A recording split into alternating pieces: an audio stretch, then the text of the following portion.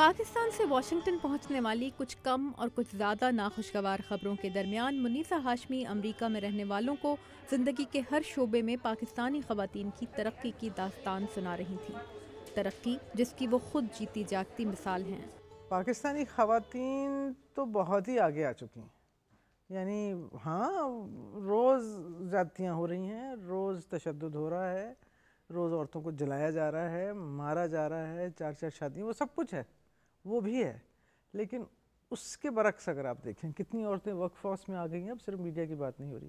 کتنی عورتیں چھوٹی بزنسیں چلا رہی ہیں، کتنی عورتیں پڑھ رہی ہیں، کسی بھی تعلیمی ادارے میں چلے جائیں وہاں پہ جہاں پہ مکسڈ ہو رہی ہے تعلیم، لڑکیاں زیادہ ہیں،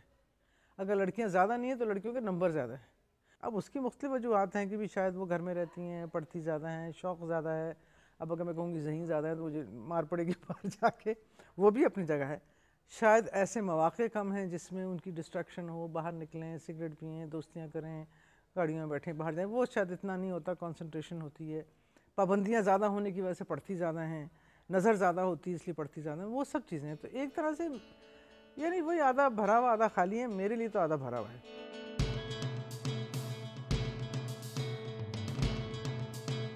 پاکستان میں ٹیلی ویژن کی تاریخ 1964 سے شروع ہوئی اور منیسہ ہاشمی ان چند اولین خواتین میں سے تھیں جنہوں نے آمریت اور جمہوریت کے درمیان جھولتے پاکستان کے اولین نشریاتی ادارے میں جدوجہد اور کامیابیوں کے اہم ترین دور دیکھے۔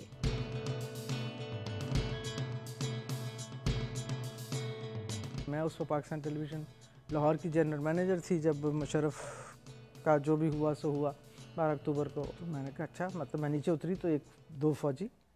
اندر آ رہے تھے اور کہہ رہے ہیں ہوز ان چارج، نا سر آئی ایم، تو کچھ سٹ پٹایا، کہنے لگے جی یہاں کا انچارج کون؟ میں نے کہا میں نے آپ سے کہا میں ہوں،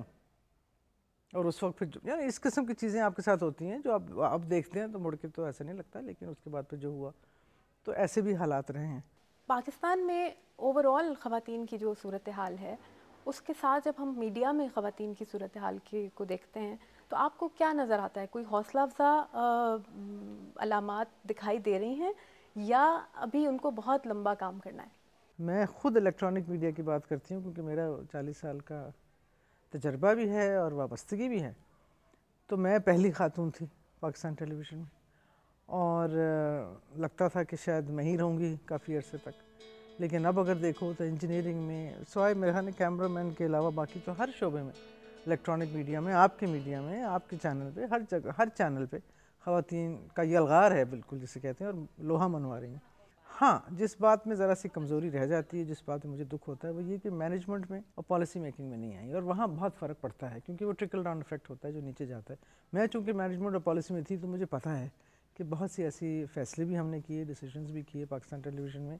جس کی وجہ سے میرا خیال ہے کچھ تبدیلی آئی اور تبدیلی آگے چلی۔ پاکستان میں میڈیا میں کام کرنے والی عورت کے مسئلے ایک پاکستان کی دوسرے شعبوں میں کام کرنے والی ورکنگ وومن سے مختلف ہیں؟ کچھ تو ہے، مجھے تو آج تک یاد ہے 6 دسمبر 1971 میں جب جنگ چھڑی ہے تو میں دفتر میں تھی، اور میرے شوہر اور میرا چھوٹا سا بچہ تھا، اس وقت شاید 1.5 سال کا تھا، پونے 2 سال کا تھا، ظاہر ہے وہ ہو گیا، بلیک آؤٹ ہو گیا، ان کو آئے باہر سے، وہ فون وون کا تو زمانہ نہیں تھا، انہوں نے کچھ آواز دی ہوگی یا کچھ جو بھی ہمارا بندہ اندر آیا کہ جی صاحب باہر گئی، انہوں نے کہا گھر چلو جنگ چھڑی ہوئی، میں اندر آئی ہے، میں گئی، اب تو وہ خیر گزر چکے ہیں ہمارے باس جو تھے، میں نے کہا اس طرح، تو کہنے لگا کیوں؟ مجھے ہنسی تھی، اس وقت میں رو پڑی تھی، میں نے کہا جنگ چھڑی ہوئی ہے، میرا بیٹا باہر ہے، بی بی نوکری پہ آئی ہو، ڈیوٹی پہ آئی ہو، ڈیوٹی ختم کر کے ہی جاؤ گی، اور اب تو وقت ہے، جاؤ فارغ کرو اپنے۔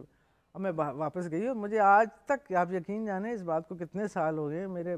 ماشاءاللہ خود 3 بچوں کا باپ ہے، لیکن آج تک اس کی آنکھوں کے آنسو میرے سامنے جب وہ باپ اس کا لے کے جا رہا تھا کہ نہیں امی ساتھ نہیں آئیں گی۔ That was my first lesson، پہلا سبق تھا وہ کہ نہیں ایسا نہیں ہوتا، جب نوکری پہ کھڑے ہو تو پھر نوکری پہ کھڑے ہو اور ڈیوٹی پوری دینی۔ تو میڈیا کا کام ایسا ہے خطرناک، وقت نہیں ہے، اپنے لیے وقت نہیں ہے، ٹائم زونز ہیں، ٹائم لائنز ہیں، ڈیڈ لائنز ہیں، پلس اور مائنسز چلتے ہیں، تو میڈیا میں زندگی مشکل ہے، ہر پروفیشن کی اپنی اپنی ڈیمانڈز ہیں، اگر آپ جان دیں گی اس میں، وقت دیں گی، پیار کریں گی اس کو، تو وہ پھر پروفیشن آپ کو اپنائے گا، اور وہ پروفیشن پھر آپ سے بہت کچھ اور مانگے گا۔